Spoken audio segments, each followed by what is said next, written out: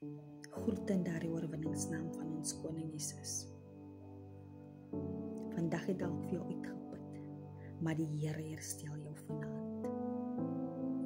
Jy dra dalk iets swaar, wat net jy en die Here van weet, maar God jou genees daarvan. Ja, jy is moeg. Ja, jy kan nie meer hou nie. Jy kan nie gewag tot die dag net oor is nie.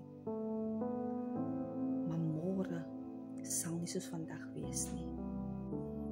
Terwyl jy rus vanaand, werk die Here agter die skerms. God is met jou. Hy sal jou nie alleen laat nie. Hy sal jou nie laat beskaam staan nie.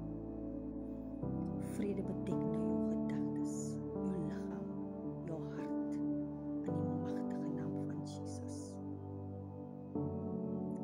Rustig, rus met God se vrede.